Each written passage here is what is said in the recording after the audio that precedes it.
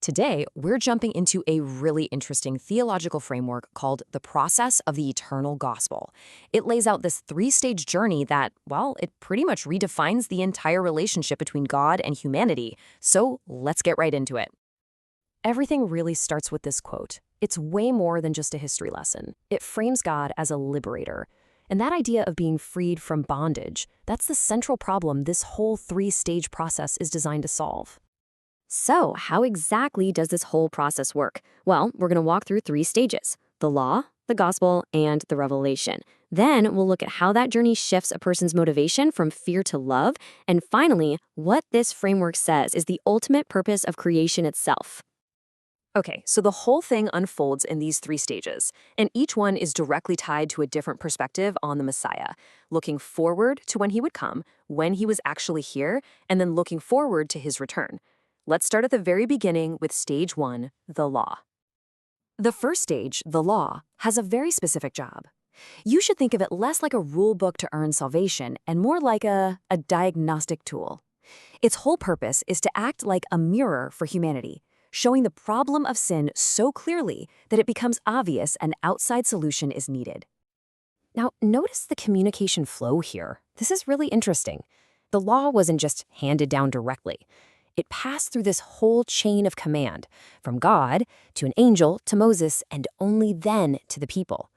You can feel the distance there, right? That separation is a key part of this first stage. So the law is kind of like a doctor that gives you a perfect diagnosis of your illness, but can't actually give you the cure. It shines a spotlight on sin, it defines it, and it condemns it. It shows you the perfect standard just to highlight how far away you are.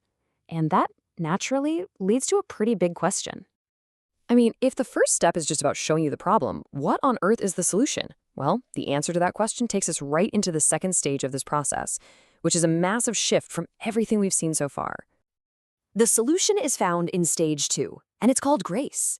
If the law was the diagnosis, then grace is the remedy. This is the big turning point, where forgiveness is offered not as something you can earn, but as a totally free gift, all made possible through the Messiah's sacrifice. And just look at how the communication changes. That long chain of command we saw before, it's gone. Now, the connection is from the Father, through the Son, and straight to the people. That distance we talked about in stage one has been totally bridged. The relationship is way more personal now.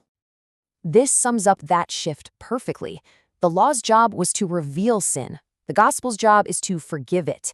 We've officially moved from diagnosis to cure. But believe it or not, the journey isn't over. There's one final, really crucial stage. This final stage, revelation, is all about victory. It's defined by truth. So if forgiveness is like being pardoned for a crime, overcoming is having the power to never even commit that crime again. This stage is about empowerment.